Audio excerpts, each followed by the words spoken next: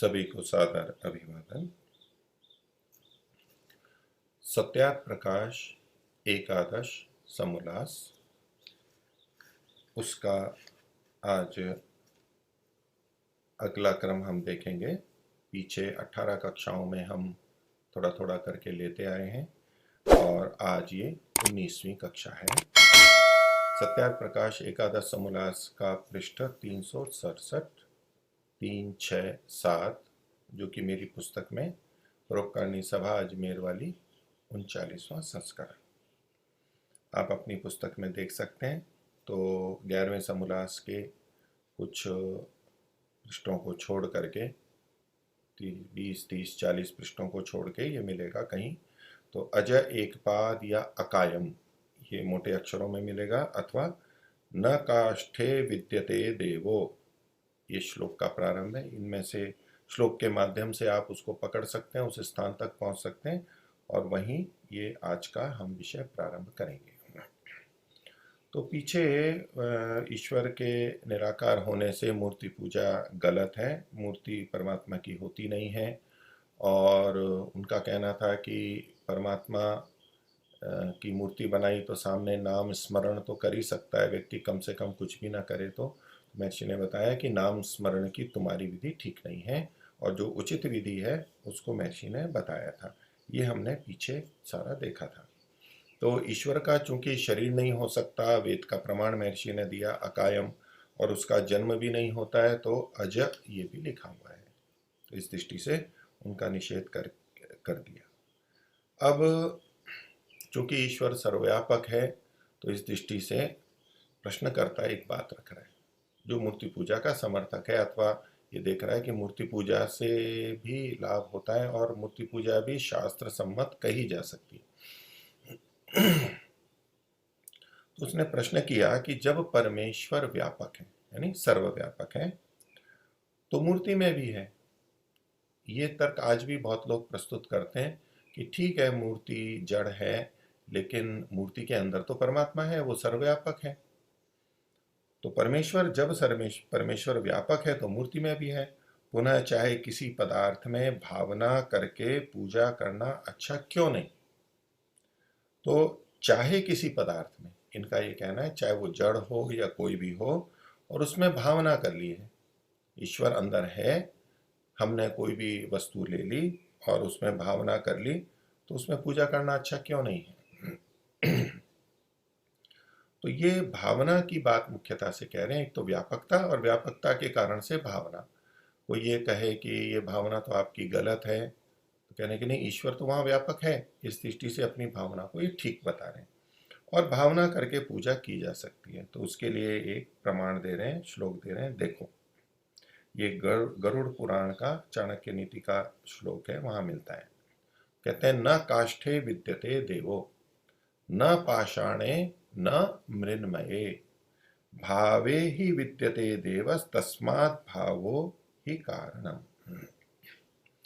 तो व्यापकता को देखते हुए ये भावना की बात कह रहे थे। तो प्रमाण क्या दिया, न काष्ठे विद्यते देवो। ये जो काष्ठ है, क्योंकि काष्ठ की भी मूर्तियां होती हैं, प्रतिमाएं देवों की होती हैं, तो देव का मतलब यहाँ पर परमात्मा है। तो देव परमात्मा न तो काष्ठ में है, न पाषाणे, न पाषाण में है, पत्थर में है, न मृण्मय, न मिट्टी से बने हुए में है, क्योंकि मिट्टी की भी मूर्तियां बनाई जाती हैं। तो इनमें जिनसे मूर्तियां बनाई जाती हैं उसका निषेध किया जा रहा है कि इनमें देव नहीं है। तो ये तो प्रारंभ कर रहे थे प्रश्न में कि परमेश्वर व्यापक है तो मूर्ति में भी है। अब जो प्रमाण दे रहे हैं वो भावना वाला तो है कि भावे ही विद्यते देवा, देव तो भावना में रहता है, तस्मात् भावो ही कारणम, इसलिए भाव ही मुख्य कारण है। जहां भाव है वहां परमात्मा है, जहां भाव नहीं है वहां परमात्मा नहीं है। तो ये भावना की पुष्टि के लिए दिया, लेकिन साथ में जब इन्होंने कहा व्यापक होने से मूर्ति में है, तो न काष्ठे विद्यते देवो, तो काष्ठ में भी है तो सही व्यापकता की दृष्टि से।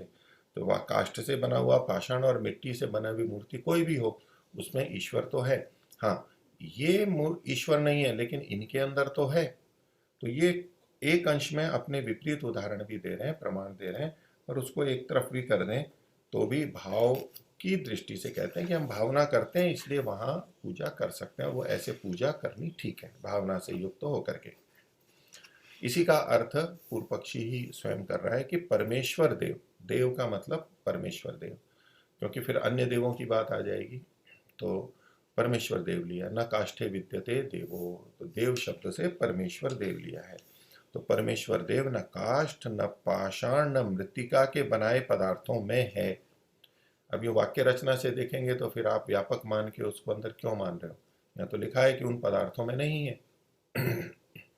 वो पदार्थ नहीं है, वो भगवान नहीं है, लेकिन उनके अंदर तो है।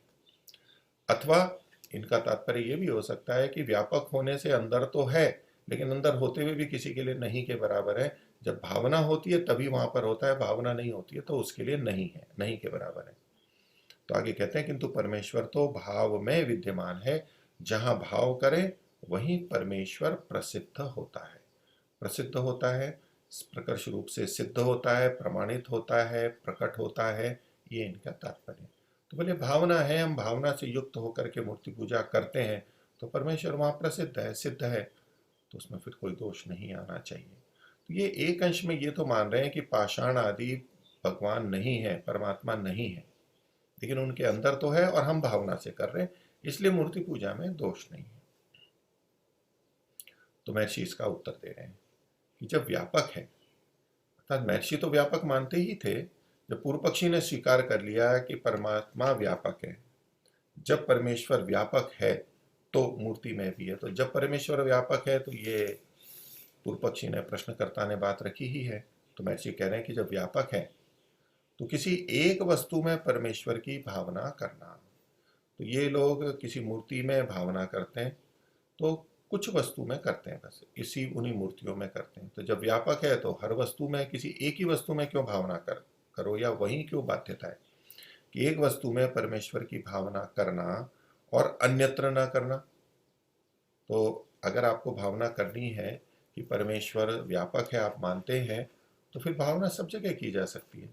वो मूर्ति में भी हो सकती है, तो वहाँ वो मोबाइल में भी हो सकती है, वो मकान में भी हो सकती है, वो पेड़ में भी हो सकती है, वो सूर्य चंद्र कहीं भी हो सकती है। वो सर्वव्यापक है और भावना से ही सिद्ध होता है, तो सब जगह कर लो, फिर कहीं भी कर सकते हैं। तो महर्षि कहते हैं कि भावना करना तो अन्यत्र न करना ऐसी बात है। ये कैसे है? जैसे चक्रवर्ती राजा को, चक्रवर्ती राजा पूरी भूमि का, सब राज्य की सत्ता से छुड़ा के एक छोटी सी कुटिया का स्वामी मानना कितना बड़ा अपमान है। तो यथा अयथा योग्य व्यवहार है, इसलिए ये अपमान कहलाता है, ये निंदा कहलाती है। वो सर्वव्यापक है और आप एक केवल झोंपड़ी तक उसको सीमित कर दो, तो परमात्मा तो इन सब लोक लोकांतर और उनसे भी परे अनंत व्यापक है, और उसको आप एक छोटी सी प्रतिमा में, छोटी सी मूर्ति में अगर सीमित रखेंगे तो ये परमात्मा का अपमान करने जैसा है, उसको यथा योग्य न मानना है। आगे कहते हैं कि वैसा तुम परमेश्वर का भी अपमान करते हो। देखिए अपमान कब होता है, या कब माना जाता है कि कब ये है अपमान को करने वाला? अनुभव करने वाला तो किसी में भी अपमान समझ सकता है। जो जैसा है उसको वैसा ना कह करके कमतर कहना, अथवा जिसमें कोई दोष न हो और उसको दोष कहना, तो ये इसका अपमान कहलाता है। वैसे सामान्यतः हम कि जो दोष हैं और वो दोष भी दूसरों के सामने कहे जाएं तो भी वो अपमानित अनुभव करता है। उसमें भी कारण यही है कि वो सबके सामने अच्छी छवि है, अच्छे गुण है, और दूसरा बता रहा है कि नहीं इसमें ये गुण नहीं है, इसमें तो ये दोष है। तो गुणों को कमतर करके जब कहा जाता है तो अपमान मानना चाहिए कहने वाले की तरफ से, और सुनने वाले से जो अपमानित हो रहा है, अब किसी में उतने गुण ही नहीं है और वो अपने को बहुत बड़ा मान रहा है, और फिर कोई कह दे कि नहीं आप तो इतने बड़े नहीं हो, और अब वो अपमानित अनुभव करे, और अन्य जो उसके प्रशंसक हैं, जो उसकी खुशामद करते हैं, वो उसको कहने लगे कि आप बहुत बड़े हो, महान हो, ये हो, और वो खुश हो रहा है, और दूसरे ने कह दिया कि नहीं आप तो ऐसे हो ही नहीं, सच बता दिया, तो भी वो अपमानित अनुभव करता है। वो तो अपमानित होने वाले के ऊपर निर्भर करता है। करने की दृष्टि से जब हम किसी के साथ अयथा योग्य व्यवहार करते हैं, जितना है उससे कमतर आंक के कहते हैं, तो ये उसका अपमान करना कहलाता है। तो जब परमात्मा सर्वव्यापक है, आप उसको एक मूर्ति में या तो कुछ मूर्तियों तक ही सीमित कर रहे हैं, तो ये उसका अपमान है, चक्रवर्ती राजा की तरह से। आगे कहते हैं कि जब व्यापक मानते हो तो वाटिका में से पुष्प पत्र तोड़ ला करके क्यों चढ़ाते हो? क्योंकि इस मूर्ति में भी है, ठीक है, मान लिया कि मूर्ति में भी है, तो पत्र और पुष्प में भी है, फिर पत्र पुष्प वहां वाटिका से बगीचे से ला करके इस मूर्ति पे क्यों चढ़ाते हो? वो ईश्वर तो वहां पर भी है, स्वयं उन पत्र पुष्पों में भी है, तो वहां ला से लाके यहाँ चढ़ा, तो इसका मतलब है कि यहाँ है वो मानते हो और दूसरी जगह नहीं है ये मानते हो आप। और फिर चंदन को घिस करके क्यों लगाते हो? चंदन में भी वो है। धूप को जला करके क्यों देते हो? और घंटा, घड़िया, घड़ियाल, छाछ, पखाजों को लठ आदि से क्यों ठोकते हो? इनको जब चलाते हैं, मारते हैं और खूब जोश में खूब ज्यादा ज्यादा बजाते हैं, तो तुम्हारे हाथ में है तो क्यों जोड़ते हो? तो सामने मूर्ति में भी भगवान है, तो हाथ में भी तो है, सर्वव्यापक है, तो फिर इस हाथ को जोड़ के वहां सामने वाले ही ईश्वर को क्यों करते हो? ये हाथ में भी तो ईश्वर है, यही मान लो। सिर में है तो क्यों नमाते हो? आपके सिर में भी है, आप नमाते हो यानी सामने मान करके नमाते हो। अन्न जल आदि में है तो क्यों नैवेद्य करते हो? अन्न जल प्रस्तुत करते हैं, जो देवताओं को भोज्य वस्तु दी जाती है उसको नैवेद्य बोलते हैं, नैवेद्य बोलते हैं, तो वो आप क्यों देते हो?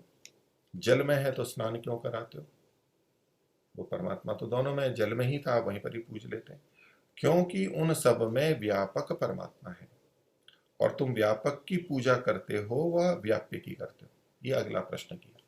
तो पहले तो कहा कि अगर आप व्यापक मानते हो तो ये सब चीजें चढ़ाना आदि, पुष्प आदि, जल आदि, ये सब तो निरर्थक है, ये गलत है। और आप किसकी पूजा करते हो? आपने ये तो कह लिया कि परमात्मा व्यापक है और इन मूर्तियों में भी है, जो आपने कह दिया, लेकिन आप पूजा किसकी कर रहे हो? वो जो मूर्ति के अंदर भगवान है निराकार, उसकी पूजा कर रहे हो, या तो जो मूर्ति है उसकी पूजा कर रहे हो? इसके लिए महर्षि ने दार्शनिक शास्त्रीय भाषा में कहा कि तुम व्यापक की पूजा करते हो या व्याप्य की पूजा करते हो? तो ईश्वर तो हुआ व्यापक और मूर्ति हुई व्याप्य। जिसमें कोई चीज व्यापक हो वो व्याप्य कहलाती है। तो व्यापक परमात्मा और व्याप्य मूर्ति, इसको हम शब्द बदल के कह सकते हैं कि आप परमात्मा की पूजा करते हो या मूर्ति की पूजा करते हो? आप व्यापक की पूजा करते हो या व्याप्य की करते हो? यदि आपको परमात्मा की ही करनी है, व्याप्य की ही करनी है, तो इस मूर्ति पर जो आप क्रियाएं करते हैं, भोग आदि चढ़ाते हैं, ये तो कोई मतलब नहीं हुआ। तो आप तो व्याप्य की पूजा करते हो, मूर्ति की पूजा करते हो, जो व्यापक परमात्मा है उसकी पूजा कहाँ करते हो? तो महर्षि ने उनको प्रश्न किया है और कहते हैं कि जो व्यापक की करते, जो व्यापक है उसकी पूजा करते यदि आप, तो पाषाण, लकड़ी आदि पर चंदन पुष्प आदि क्यों चढ़ाते हो? तो पाषाण और लकड़ी का मतलब है पाषाण से बनी हुई जो मूर्ति है, लकड़ी से बनी हुई जो मूर्ति है। मूर्ति तो बना दी, महर्षि इसको कह रहे हैं कि ये तो पाषाण और लकड़ी ही तो है, तो आप उस पर क्यों चढ़ाते हो? और जो व्याप्य की करते हो, यानी आप या तो ये कहो कि नहीं हम तो मूर्ति की ही पूजा करते हैं, ये व्याप्य की ही पूजा करते हैं, तो फिर हम परमेश्वर की पूजा करते हैं, ऐसा झूठ क्यों बोलते हो? एक चीज रखो, ठीक है, आपको अगर मूर्ति की ही पूजा करनी है तो ये मत बोलो कि हम परमेश्वर की पूजा कर रहे हैं, आप मूर्ति की पूजा कर रहे हैं और परमेश्वर की पूजा कर रहे हैं, तो फिर ये सब चीजें नहीं घट सकती जो आप कर रहे हो। हम पाषाण आदि के पुजारी हैं, ऐसा सत्य क्यों नहीं बोलते थे? तो महर्षि ने उनको इस तरह से दोष बताए और उनको सुधारने का प्रयास किया कि देखिए ये उल्टा पड़ रहा है। अब पीछे उन्होंने कहा था भावे ही विद्यते देवो, भावे ही विद्यते देवस तस्मात् भावो ही कारणम। ये भाव शब्द की बात ला करके रख दी। बहुत लोग कहते हैं कि भाव है, भावना है, जहां भावना है वहां भगवान है। तो इस तरह की बातों का प्रसंग आया है, महर्षि उसका उत्तर दे रहे हैं। अब कह रहे हैं कि जो आप भाव कर रहे हो, भाव सच्चा है व झूठा है? जो भाव आप कर रहे हो, भावना ठीक है, भाव होना चाहिए, उसका महर्षि निषेध नहीं कर रहे हैं, लेकिन इस प्रसंग में जो भाव आप कर रहे हो वो सच्चा है या झूठा है? तो सामने वाला तो यही कहेगा कि सच्चा है, हम सच्चे भाव से कर रहे हैं, भले ही मूर्ति या प्रतिमा के लिए कुछ भी कर रहे हैं, लेकिन हम सच्चे भाव से कर रहे हैं, वो यही कहेगा। तो महर्षि कहते हैं कि जो कहो सच्चा है वही कहता वो। तो जो कहो सच्चा है, तो तुम्हारे भाव के अधीन होकर परमेश्वर बद्ध हो जाएगा,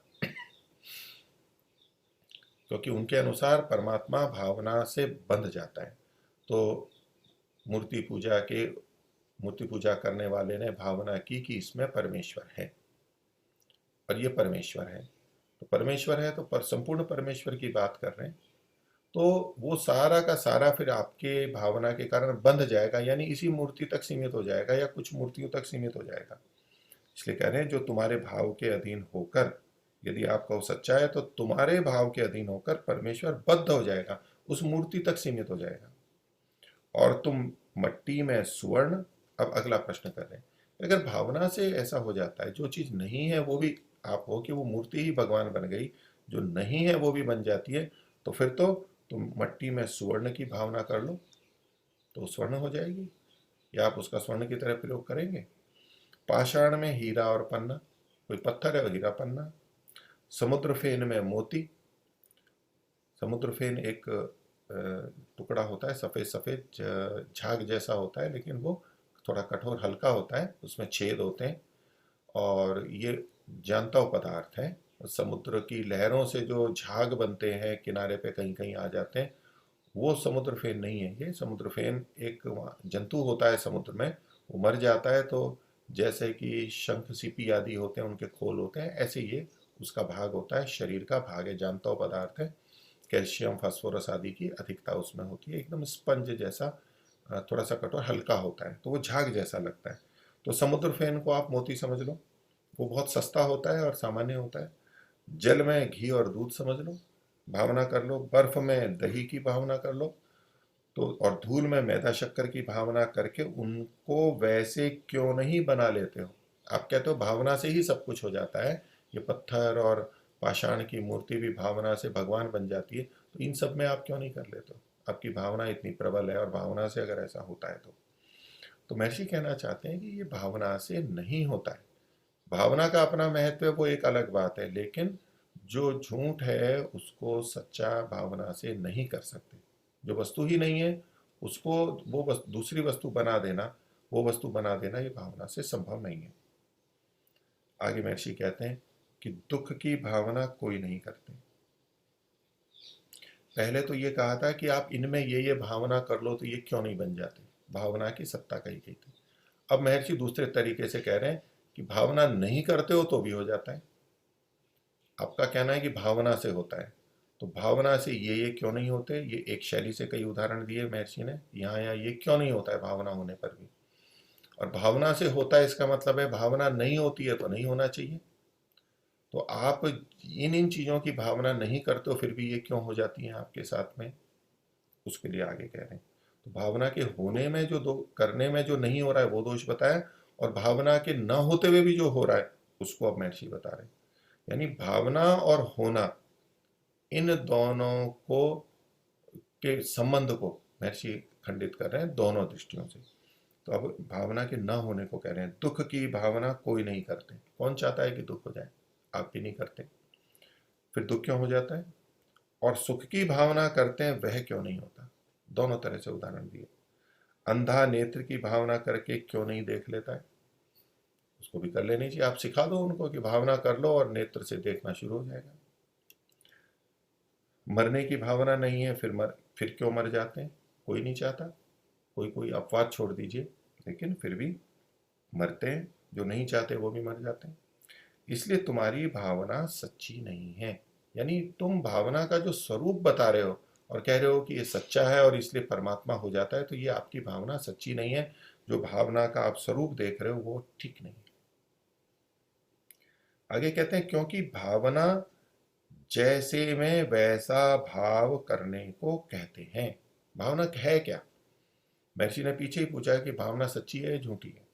महर्षि कहते हैं कि भावना क्या होती है, जैसे में वैसा, जो चीज जैसी है उसमें वैसा ही भाव करने को भावना कहते हैं।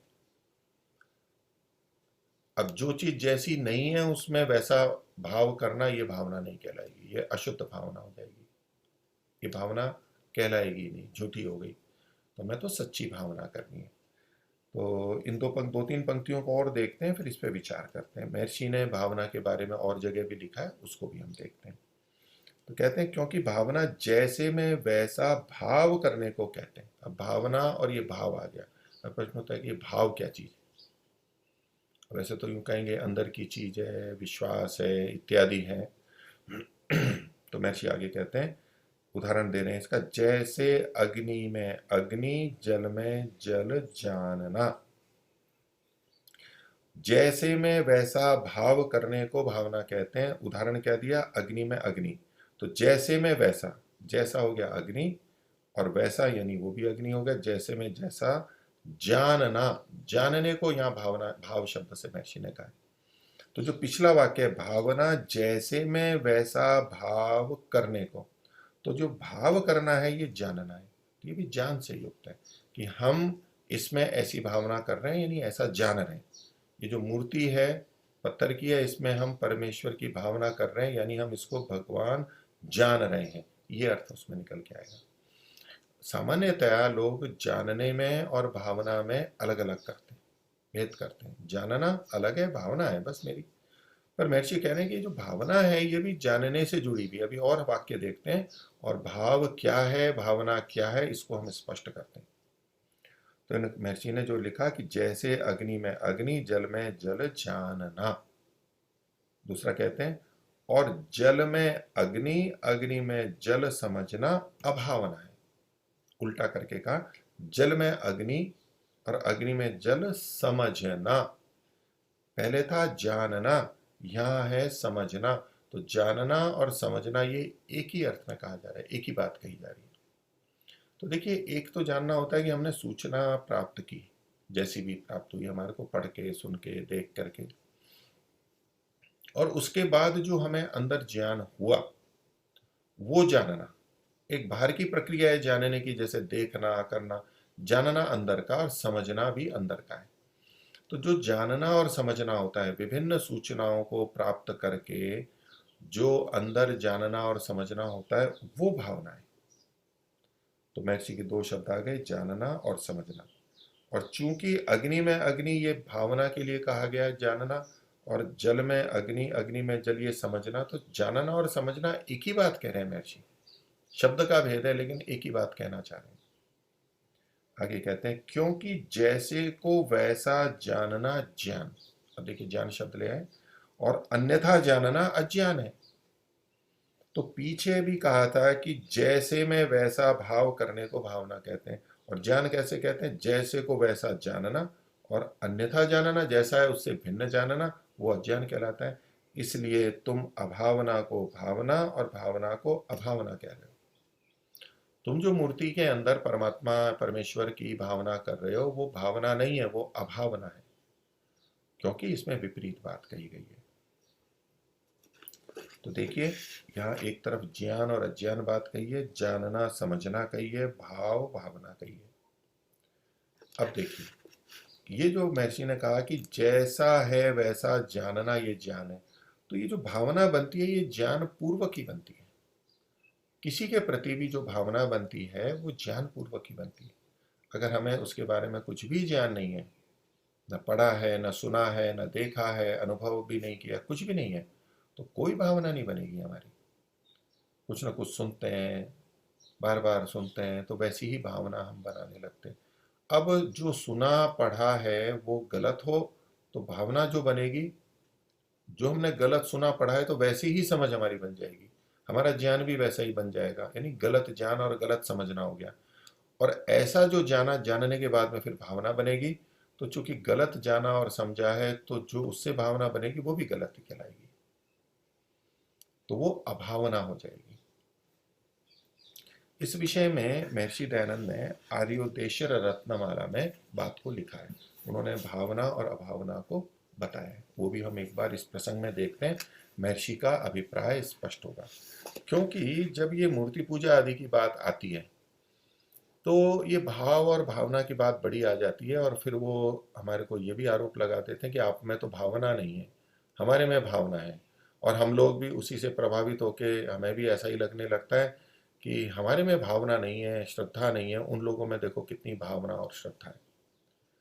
उनके क्रियाकलापों को देख करके, उनकी निष्ठा को देख करके हम ऐसा कहते हैं। तो और हम भी ये सोचने लगते हैं कि हमें उनसे भावना सीखनी चाहिए, उनसे श्रद्धा सीखनी चाहिए। नहीं, वो तो अभावना है, और वो श्रद्धा नहीं, अश्रद्धा है। तो जो सच्ची भावना है, सच्ची श्रद्धा है, वो हमें अपने अंदर रखनी है, वो तो आवश्यक है। तो देखिए भावना और अभावना के बारे में महर्षि दयानंद आर्योदय श्री रत्नमाला में क्या कहते हैं। ये 69 और 70वीं संख्या पे दिया हुआ है। तो 69 में भावना को देखिए पहले। जो चीज जैसी हो, ये वही शैली है जैसी यहां पर सत्याप्रकाश में लिखा है कि जैसे में वैसा। तो जो चीज जैसी हो, जो जैसी चीज हो उसमें विचार से वैसा ही निश्चय करना। तो जो चीज जैसी है उसकी सूचना हुई हमारे को, और उसमें विचार किया हमने कि अच्छा ये जो मेरे को ज्ञान हो रहा है ये ऐसा ही है या नहीं है, ये ठीक है या नहीं है। तो जो चीज जैसी है उसमें विचार से वैसा ही निश्चय करना, इस निश्चय करने को भावना कहा जा रहा है। क्या निश्चय करना? कि जिसका विषय भ्रांति रहित हो, जो विषय है जिसके बारे में जान रहे हैं वो भ्रांति रहित होना चाहिए, अर्थात जैसे को वैसा ही समझ लेना, उसको भावना कहते हैं। तो देखिए दो शब्द महर्षि ने प्रयोग किए, एक तो है निश्चय करना और दूसरा है समझ लेना। ये दोनों एक ही बात है। समझ लेना तो निश्चय करके ही हम करते हैं, पूरा समझ लेते हैं तब हम निश्चय करते हैं। तो ये स्थिर ज्ञान को है, विषय भ्रम रहित होना चाहिए, भ्रांति से रहित होना चाहिए, संशय से रहित होना चाहिए, और ठीक ठीक हो गया तब निश्चय होता है, और यही भावना कहलाती है। और गलत ज्ञान से जो निश्चय हो जाता है, समझ लेते हैं, तो फिर वो अभावना हो जाएगी। तो निश्चय करना और समझ लेना, यहाँ भी देखिए महर्षि के शब्द क्या थे, जानना, समझना, ये भावना या अभावना के संदर्भ में है, इसे ही भावना कहते हैं। अभावना देखिए 70वां सूची में 70वां बात है, अभावना जो भावना से उल्टी हो। क्योंकि भावना के आगे अ कहा निषेध का, तो जो भावना से उल्टी हो, अर्थात बोल रहे हैं जो मिथ्या ज्ञान से अन्य निश्चय मान लेना है। ज्ञान गलत हो गया, सूचना गलत आ गई, और उससे अन्य निश्चय मान लेना, जो चीज जैसी है उससे भिन्न निश्चय कर लेना, वैसा समझ लेना। तो जैसे जड़ में चेतन, जड़ को चेतन समझ समझ लिया, तो ये अन्य निश्चय कर लिया। अब जो जड़ में चेतन का निश्चय कर रहा है, निश्चय तो है उसका भी, लेकिन अन्य निश्चय हो गया, भिन्न निश्चय हो गया। और चेतन में जड़ का निश्चय कर लेना, उसको अभावना कहते हैं। तो अभावना में भी निश्चय शब्द आया है महर्षि का। तो भावना या भाव क्या होता है?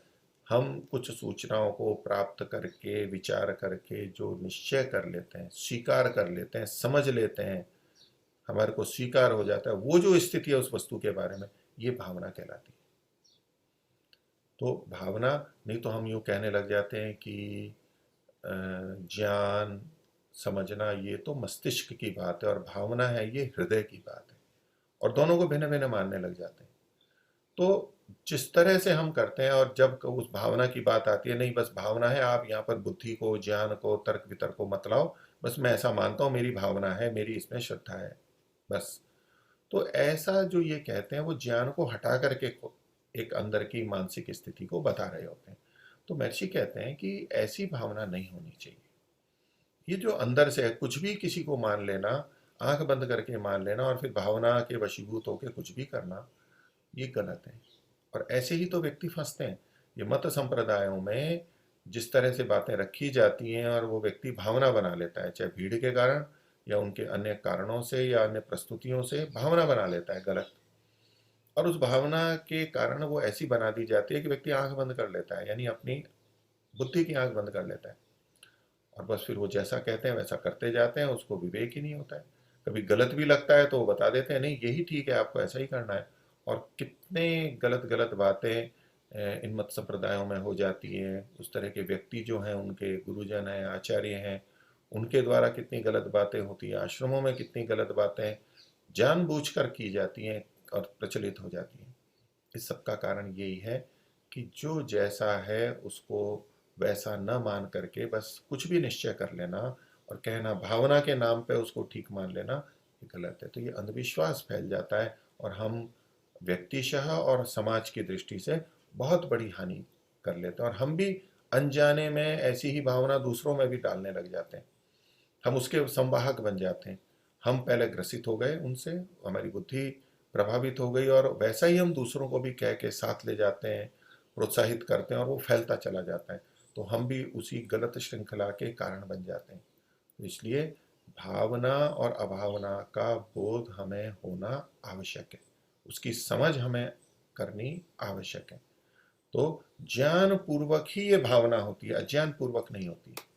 और बातचीत में जब हम अनेक बार कह देते हैं, कोई कहता है जी मेरी भावना है, और हम थोड़ी सी बातचीत करते हैं, भाई ये भावना कैसे बना लिया आपने? तो बोले नहीं, बस मैं ये सुनना नहीं चाहता हूँ, बस मेरी भावना है, आप नहीं समझोगे मेरी बात को।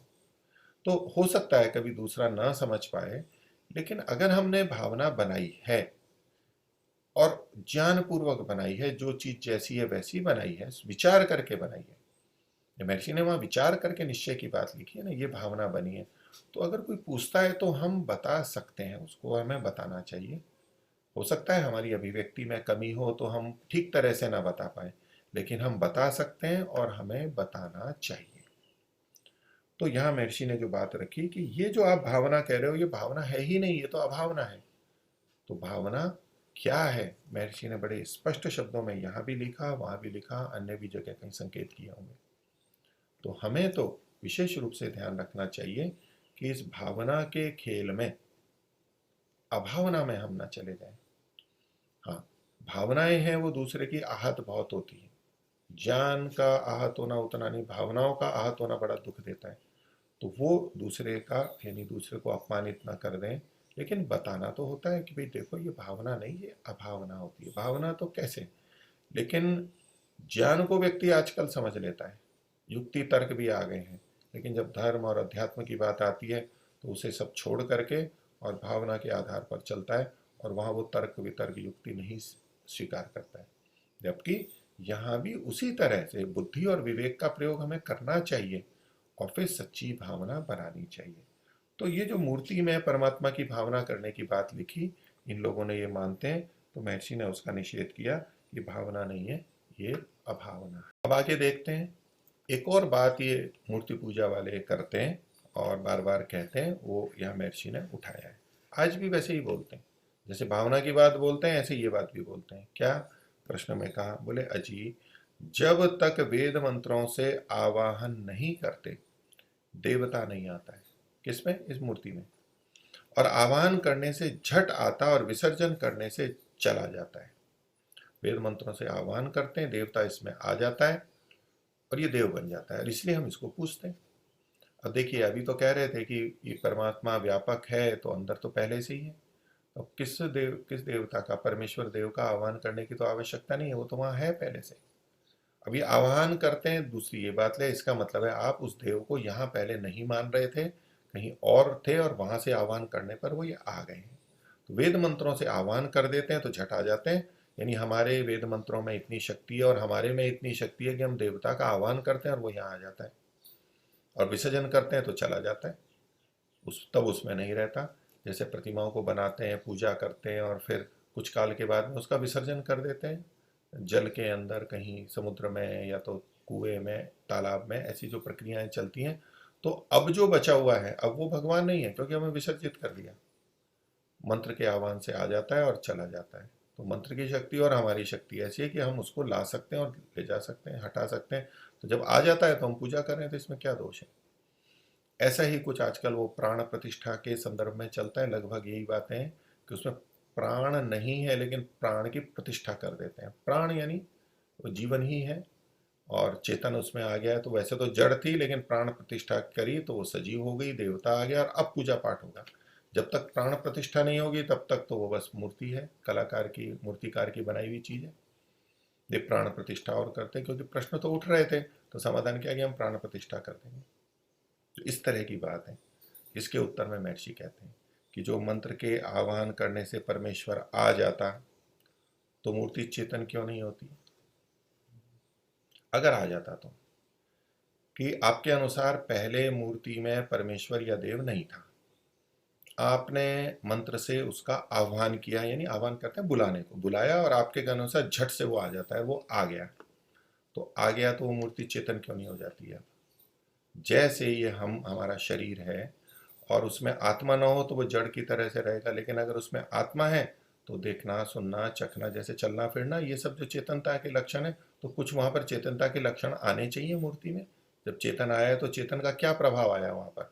मूर्ति तो पहले जैसी थी वैसी की वैसी है, उसमें कहाँ अंतर आया? तो यदि आह्वान करने से परमेश्वर आ जाता है तो मूर्ति चेतन क्यों नहीं होती, ये प्रश्न किया। और विसर्जन करने से चला जाता है तो वह कहां से आता है और कहां जाता है? अब ये तो बताइए, लाते कहां से और चला कहां जाता है? आप एक तरफ तो व्यापक मान रहे हो, सर्वव्यापक मान रहे हो, फिर ये आना जाना किसका और कहां से? तो उसका कोई उत्तर नहीं कह सकते कि कहां से आए और कहां चले जाएंगे। अगर देवलोक या कुछ ऐसी बातें कहते हैं तो फिर तो एक देशी हो गया है। तो यहां महर्षि ने बात कही, तो इसलिए महर्षि कहते हैं सुनो अंधो। तो तुम्हारी आंख तो है नहीं, अपनी आंख है तो सुन ही लो। यानी बुद्धि की आंख नहीं है, तुम समझ नहीं रहे हो बात को, तो सुनो। पूर्ण परमात्मा न आता न जाता है। ये पूर्ण का मतलब है जो पूरा हुआ है, भरा हुआ है, सर्वव्यापक है। यहाँ पूर्ण का मतलब कोई न्यूनता नहीं है, वो वाला पूर्ण नहीं है, क्योंकि जिसमें न्यूनता होती है उसको अपूर्ण कहते हैं, और जो पूर्ण है वो उसमें न्यूनता नहीं होती। वो भी उस तरह के अर्थ भी प्रचलित है, लेकिन यहाँ जैसे किसी हम पात्र को कहें कि उसमें आधा भरा हुआ है या पौना है, तो इतना पूर्ण है और इतना खाली है, इतना भरा है और इतना खाली है। और पूरा भरा हुआ हो तो कहते हैं पूर्ण हो गया। पेट्रोल की डीजल की टंकी पूर्ण हो गई है, भर गई है, पूरी हो गई है। तो परमात्मा की दृष्टि से वो सब जगह व्यापक है, तो वो पूर्ण है, भरा हुआ है। तो पूर्ण परमात्मा न आता न जाता है, सर्वव्यापक है, क्या आएगा जाएगा। जो तुम मंत्र से परमेश्वर को बुला लेते हो, अगर अभ्युपगम से कह रहे हैं, अगर तुम बुला लेते हो तो उन्हीं मंत्रों से अपने मरे हुए पुत्र के शरीर में जीव को क्यों नहीं बुला लेते हो? क्योंकि जीव तो बहुत छोटी चीज है, अल्प शक्तिमान है। आपके मंत्र की शक्ति तो बड़ी है कि परमेश्वर तक आ जाता है, तो वो आत्मा क्यों नहीं आ जाती है? बेटे की आत्मा को बुला लो। और शत्रु के जीवात्मा का विसर्जन करके क्यों नहीं मार सकते हो? मंत्र पाठ करो, और जो शत्रु यानी मनुष्य जैसे हम जैसे हैं कोई, तो मंत्र पाठ करो और उनकी आत्मा का विसर्जन कर दो, वहां से निकाल दो। तो ऐसा क्यों नहीं कर लेते हो? तो ऐसा नहीं कर सकते। महर्षि कहते हैं कि सुनो भाई भोले लोगों, तुम समझ नहीं पा रहे हो और फंस गए हो उसमें। यह पोप जी तुमको ठग कर अपना प्रयोजन सिद्ध कर रहे हैं।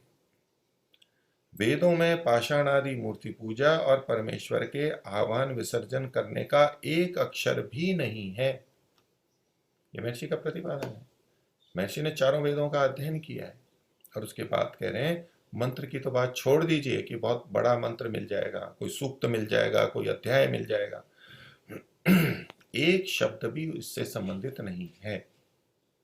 तो आप वेद के विरुद्ध बातों को मान रहे हो। यानी मंत्र से आह्वान नहीं किया जा सकता। कोई कह सकता है कि फिर मंत्र की शक्ति क्या हुई? आप मंत्र मंत्र करते हो, वेद के मंत्र तो उनकी तो बड़ी महत्ता है, तो उनकी तो बड़ी शक्ति होनी चाहिए, चमत्कार होना चाहिए। अब ये जो चमत्कार है, आह्वान करते हैं, उनकी दृष्टि से तो चमत्कार हो गया, मंत्र का चमत्कार है, मंत्र की शक्ति है। महर्षि दयानंद की दृष्टि में तो नहीं हुआ। तो महर्षि दयानंद मंत्र को नहीं मानते हैं क्या? महर्षि दयानंद वेद को नहीं मानते हैं क्या? नहीं, महर्षि दयानंद भी वेद और मंत्र के पूरे समर्थक हैं। लेकिन वेद और मंत्रों के माध्यम से आप अंधविश्वास फैलाओ, वो ठीक नहीं है। मंत्र मनन के लिए, विचार के लिए महर्षि ने पहले भी ये बात रखी थी। पीछे भी एक प्रसंग आया था कि महर्षि भी तो वेद भक्त हैं, महर्षि भी तो वेद को मानते हैं, लेकिन महर्षि वेद भक्त हैं, लेकिन मंत्रों को ऐसी शक्ति से युक्त नहीं मानते हैं, ऐसी शक्ति से रहित मानते हैं। ये ऐसी शक्ति मानना मिथ्याचार है। जबकि महर्षि वेद के मंत्रों को बहुत बड़ा स्थान देते हैं, उपासना में, यज्ञ में, कर्मकांड में, अपने ग्रंथों में, प्रामाणिकता में। ये है मंत्र विचार होता है, वहाँ कोई बात कही गई होती है, उसकी महत्ता है। लेकिन इसका ये अर्थ नहीं है कि किसी से कुछ भी हो जाए, कोई कितना भी अच्छा है लेकिन उससे हर चीज हो जाए, ऐसा नहीं होता है। तो ये तो वैसे भी संभव नहीं है, आवाहन तो असंभव चीज है, और मंत्र के माध्यम से भी नहीं हो सकती, किसी भी तरह से ये नहीं हो सकता है।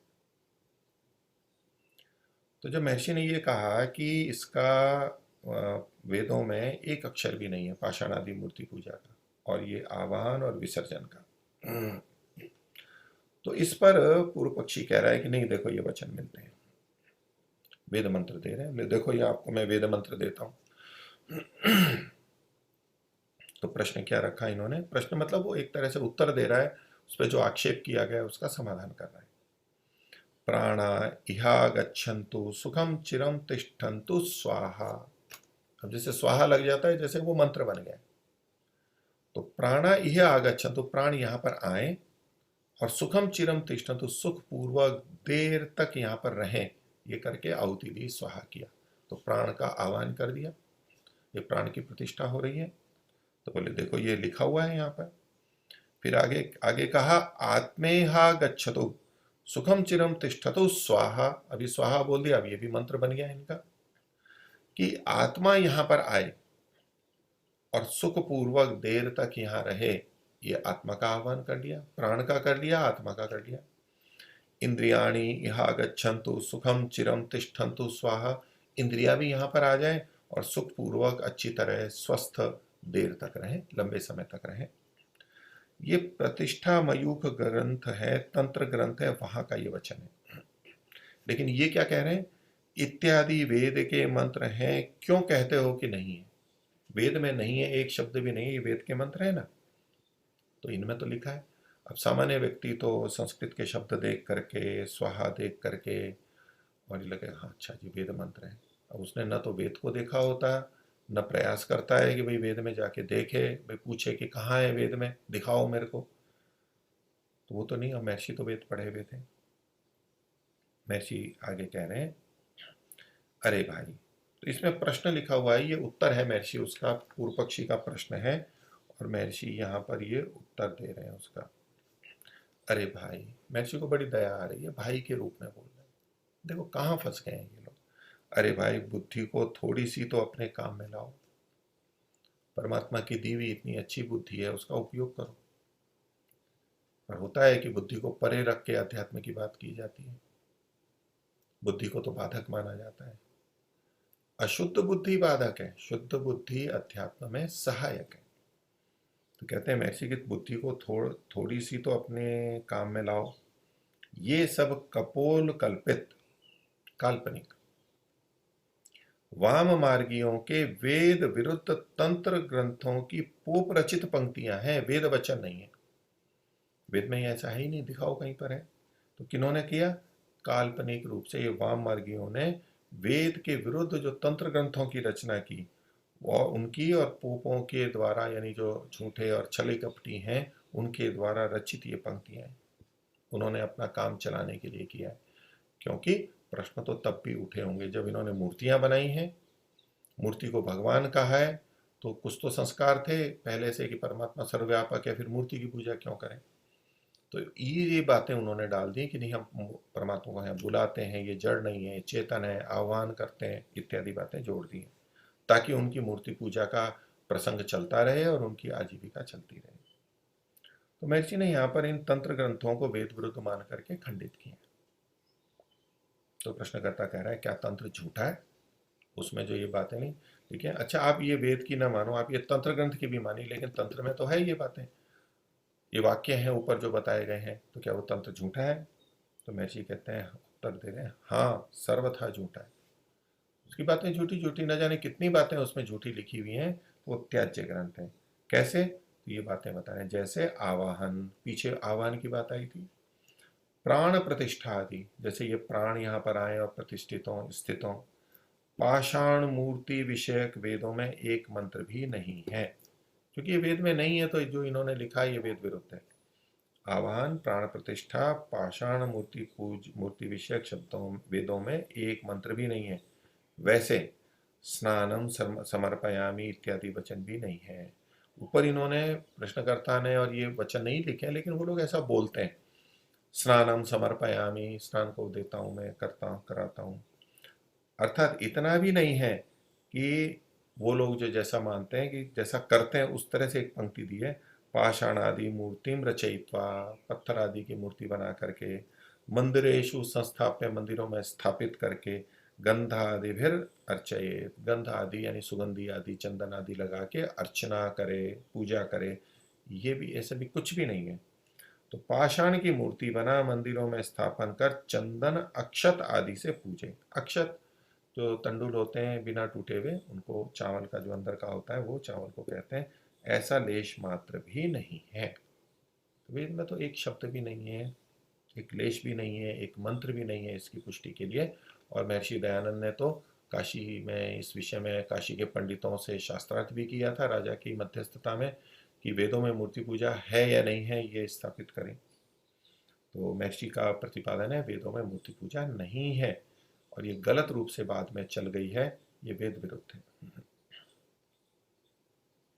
अब जब ये बात आई और उस वो भी कुछ वेद मंत्र ला नहीं सका, ला भी नहीं सकता था, तो कह रहे हैं अब दूसरे ढंग से देखो कैसे कैसे व्यक्ति अपनी युक्तियां लेता है, हथकंडे अपनाता है। तो आज भी लोग ऐसा बोलते हैं, वो कहते हैं कि अच्छा जो वेदों में विधि नहीं तो खंडन भी तो नहीं है। तो मूर्ति पूजा पाषाण आदि की पूजा उनके पक्ष में नहीं है। वेद मंत्र पूजा कि आप वेद मंत्र बताओ मूर्ति पूजा का कहाँ है, तो बोले वो तो नहीं है। तो ये जो मूर्ति पूजा का खंडन करते हैं उनसे पूछा अच्छा मूर्ति पूजा का कहीं खंडन है तो वो बताओ आप हमारे से वेद का प्रमाण पूछ रहे हो, आप अपने पक्ष का वेद प्रमाण दो। तो ये पूर्व पक्षी कह रहा है आपके पक्ष में भी तो कोई प्रमाण नहीं है। तो जब ना मेरे पक्ष में प्रमाण है वेद का ना आपके पक्ष में प्रमाण है वेद का, तो दोनों बराबर हो गए। तो ये हमारे पे ही दोष क्यों लगा रहे हो कि हमारे पास वेद का प्रमाण नहीं है, आपके पास भी तो नहीं है। इस शैली में ये लिखा जा रहा है, प्रश्नकर्ता प्रश्न पूछ रहा है। आज भी बहुत बार ये पूछ लेते हैं कि अच्छा आपके पक्ष में कहाँ है वेद का प्रमाण, सीधे वेद का प्रमाण पूछने लगते हैं। तो कहते हैं प्रश्न जो वेदों में विधि नहीं तो खंडन भी नहीं है। आगे कहते हैं और जो खंडन है तो अगर आप खंडन मान भी लो, पहली बात तो इसने कहा कि खंडन नहीं है। अब ये कह रहे हैं कि यदि उनको लगा कि कहीं ये लेके भी आ जाएंगे देखो खंडन है, यहाँ पर देखो खंडन किया हुआ है, तो बोले अगर आप खंडन लेके भी आए और जो खंडन है तो ये दूसरे ढंग से बांध रहा है प्रश्न करता है। ये खंडन है तो प्राप्त सत्याम निषेधा, खंडन है इसका मतलब है निषेध है। तो निषेध कब होता है, प्राप्त सत्याम निषेध है, प्राप्ति होने पर निषेध किया जाता है। जो चीज प्राप्त ही नहीं है उसका कोई निषेध नहीं किया जाता है। ये एक सिद्धांत है। ये सामान्य रूप से है कि मान लीजिए भोजन में हम कई चीजें खाते हैं, तो उसमें चिकित्सक ने किसी रोगी को कहा कि आप मीठा मत खाना, ये निषेध किया, मीठा आपके लिए हानिकारक है। तो मीठे की प्राप्ति थी तभी तो निषेध किया। मीठे की प्राप्ति थी यानी मीठा उपलब्ध था, खाद्य पदार्थों में मीठा डलता है या तो पेय पदार्थों में मीठा डलता है, प्राप्त है तो चिकित्सक ने मना किया, निषेध किया कि भाई ये मत करना। और अगर प्राप्ति ही नहीं होता तो निषेध नहीं करता। चिकित्सक अभी ये कहता है कि भाई इसमें आप दूध में मिठाइयों में मिट्टी मत डालना, मिट्टी की प्राप्ति ही नहीं है, मिट्टी उपलब्धि नहीं होती, मतलब इस भोजन आदि में वैसे अलग है। तो किसी को कहा कि आप घी तेल मत खाना, चिकनाई है, आपका कोलेस्ट्रॉल या तो लिपिड वगैरह जो भी है ट्राइग्लिसराइड बढ़े हुए हैं, आप ये मत खाना, चिकनाई मत खाना। तो जानता हो या तो वानस्पतिक स्नेह का चिकनाई का मना किया, लेकिन चिकने तो ऑयल भी होते हैं दूसरे जो जैसे गाड़ी में डलते हैं चिकने डलते हैं, उनका तो निषेध नहीं किया डॉक्टर ने। क्यों नहीं किया निषेध, बोले उसकी प्राप्ति ही नहीं थी, उसको कोई पीता ही नहीं है, खाता ही नहीं है, कोई अपने भोजन में उन गाड़ी में डलने वाले ऑयल को, वो चिकना है उसको थोड़ा ना डालता है, सब्जी दाल उससे थोड़ा ना कोई बनाता है। तो प्राप्ति ही नहीं है तो निषेध भी नहीं होता है। तो ये एक सिद्धांत है, ये उसको इन्होंने प्रयोग किया है कि निषेध जो होता है वो प्राप्ति का होता है। एक दृष्टि में ये प्रस्तुत किया है, महर्षि आगे इसका उत्तर देंगे, लेकिन ये जिस तरह से प्रस्तुत कर रहे हैं मैं इनके पक्ष में बता रहा हूं कि क्यों इस तरह की बात कह रहे हैं। तो प्राप्त हो सत्याम निषेध है, प्राप्ति हो तो निषेध होगा। तो मूर्ति के होने ही से खंडन संगत हो सकता है कि अगर मूर्ति पूजा का खंडन वेदों में किया है, कहीं मिलता भी है, तो इसका मतलब है मूर्ति तो थी, अब मूर्ति पूजा का निषेध किया जा रहा है। तो इससे मूर्ति तो सिद्ध हो गई, परमात्मा की मूर्ति तो सिद्ध हो गई। परमात्मा की मूर्ति की पूजा का निषेध कर रहे हैं तो परमात्मा की मूर्ति तो हो गई, तो प्राप्ति है तभी तो निषेध होगा। ये इस शैली में इसने प्रश्न रखा है कि प्राप्त हो सत्याम निषेध है, मूर्ति के होने ही से खंडन संगत हो सकता है। अगर मूर्ति नहीं थी, भगवान की मूर्ति नहीं थी, तो खंडन ही नहीं हो सकता है। अब आप बताओ, या तो ये पूर्व सिद्धांत ये कहेगा कि नहीं कोई ऐसा वाक्य नहीं मिलता है, तो बोले फिर तो बराबर हो गए। और यदि कहें कि देखो ये खंडन मिलता है, तो बोले फिर प्राप्ति होने पे खंडन होता है, तो मूर्ति फिर भी सिद्ध हो गई। अब इसका उत्तर महर्षि दे रहे हैं। बोले विधि तो नहीं है, ये तो पक्का हो गया, परंतु परमेश्वर के स्थान में किसी अन्य पदार्थ को पूजनीय न मानना और सर्वथा निषेध किया है। तो पहली बात तो दोहरा दी कि विधि तो नहीं है पूजा की, ये तो आपके पक्ष में तो है ही नहीं, ये तो पक्का है। अब साथ में परमेश्वर के स्थान में किसी अन्य पदार्थ को पूजनीय न मानना और सर्वथा निषेध किया, तो अन्य पदार्थ को पूजनीय न मानो, ये तो निषेध किया है, और इसका सर्वथा निषेध किया है। पूजनीय न मानना और सर्वथा निषेध किया, एक मूर्ति पूजा का इनका निषेध किया है, पूजनीय मानने का निषेध किया है। आगे कहते हैं, प्रश्न कर रहे हैं महर्षि, क्या अपूर्व विधि नहीं होती है?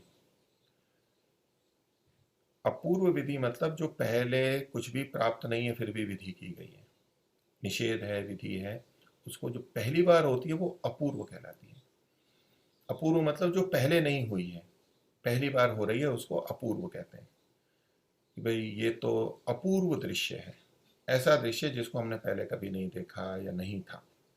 तो पूर्व पक्षी ने जो पीछे कहा था प्राप्तौ सत्याम निषेध, तो प्राप्ति है मतलब पहले है, पूर्व है, पूर्व होगा तो निषेध होगा, ये उससे जुड़ी हुई बात है। तो महर्षि कह रहे हैं अपूर्व विधि भी तो होती है, अप्राप्त की भी तो विधि होती है। पहली बार तो होती है विधि, जब पहली बार हो रही है तो पहले कुछ नहीं था। तो महर्षि कह रहे हैं क्या अपूर्व विधि नहीं होती है? प्रश्न कर रहे हैं। महर्षि की दृष्टि से अपूर्व विधि भी होती है, प्राप्ति होने पे भी निषेध की बात ठीक है, और अपूर्व विधि भी होती है। तो कहते हैं सुनो देखो ये बात कही है। महर्षि ने आगे यजुर्वेद का प्रमाण दिया है। यजुर्वेद अध्याय 40 का 9वां मंत्र है, अंधन तमः प्रविशन्ति ये संभूतिम उपासते, यहाँ अवग्रह है तो ये असंभूतिम उपासते, ततो भूय इव ते तमो य संभूत्याम रता, ये मंत्र है। अब महर्षि का इसका अर्थ देख लेते हैं, उसके अनुसार फिर करेंगे। महर्षि कहते हैं जो असंभूति, देखो दो शब्द हैं, एक है संभूति और एक असंभूति। तो कहते हैं जो असंभूति अर्थात अनुत्पन्न अनादि प्रकृति कारण की ब्रह्म के स्थान में उपासना करते हैं, ये ब्रह्म के स्थान में उपासना करते हैं, ये प्रसंग की दृष्टि है। असंभूति में उपासते, देखो संभूति, भूति मतलब होना या प्रकट होना, तो सम्यक रूप से जो भूति है, हुई है, सत्ता हुई है, प्रकट हुई है, वो संभूति है, यानी ये कार्य जगत। और जो इस तरह से नहीं होती, यानी जो मूल है, जो कारण है, वो असंभूति कहलाती है। इसलिए असंभूति का अर्थात अनुत्पन्न, संभूति का मतलब जो उत्पन्न हुई है, जो कार्य जगत है ये उत्पन्न हुआ है, तो ये संभूति है। तो संभूति अर्थात अनुत्पन्न, ये तो शाब्दिक अर्थ हो गया। अब वो कौन है? अनादि प्रकृति। इस कार्य जगत को भी कई बार प्रकृति कह देते हैं, तो इसका निषेध होगा अनादि प्रकृति, जिसका प्रारंभ नहीं है, नित्य है, जो अनादि प्रकृति कारण की, जो कि कारण है, इस सारे संसार का जो कारण है, वो जो सारे संसार का कारण है, यानी जो मूल प्रकृति जड़ कार्य जगत का कारण है, जगत का कारण है, अर्थात अनुत्पन्न अनादि प्रकृति कारण की ब्रह्म के स्थान में उपासना करते हैं। जहां ब्रह्म की उपासना करनी है वहां इनकी उपासना करते हैं, ब्रह्म के स्थान में ये कहा गया है। वैसे जो स्वतंत्र रूप से इन वस्तुओं का उपयोग होता है वो तो होता ही है, उस रूप में उनकी उपासना हो ही रही है, लेकिन जहां ब्रह्म की उपासना होती है, ब्रह्म के स्थान पर इनकी उपासना, यानी इन्हीं को ब्रह्म मान के उपासना करते हैं, ये बात है। उपयोग, उपासना, उपयोग, सन्निधि तो इनकी भी हम लेते ही हैं, लेकिन इनको ब्रह्म मान के नहीं लेते, इनको जड़ वस्तु या ये मान के ही लेते हैं। तो जो इस अनुत्पन्न प्रकृति की ब्रह्म के स्थान में उपासना करते हैं, वे अंधकार में जाते हैं। अंधन तमः प्रविशन्ति, अंधकार में, घोर अंधकार में, तो वे अंधकार अर्थात अज्ञान और दुख सागर में डूबते हैं। तो अंधन तमः तो अज्ञान होगा, और अज्ञान होगा तो दुख भी होगा वहां पर, तो अज्ञान और दुख सागर में डूबते हैं, तो ये निंदा की गई उनकी। फिर आगे कहते हैं ततो भूय एव ते तमो य संभूत्यामृता, जो संभूति में है, जो उत्पन्न हुआ, तो महर्षि कहते हैं जो संभूति तब जो कारण से उत्पन्न हुए हैं, कारण असंभूति था, उससे जो उत्पन्न हुआ वो उत्पन्न हुए कार्य रूप पृथ्वी आदि, जो कार्य जगत है वो कौन से है? तो पृथ्वी आदि हो गए, भूत, पृथ्वी आदि भूत, यहां तक लेंगे। फिर है पाषाण, और अन्य उदाहरण दे रहे हैं।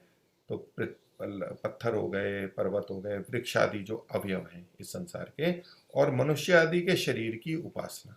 मनुष्य का शरीर भी कार्य जगत में आएगा, वो भी उत्पन्न हुआ है, वो भी संभूति में आता है। तो उस शरीर की उपासना ब्रह्म के स्थान में करते हैं। ये ब्रह्म के स्थान में महर्षि ने पुनः लिखा है। तो ब्रह्म के स्थान पर अगर इनकी उपासना कर रहे हैं तो ये दोष है, तो अंधकार में जाते हैं। तो जो ऐसा करते हैं वे उस अंधकार से भी अधिक अंधकार में जाते हैं।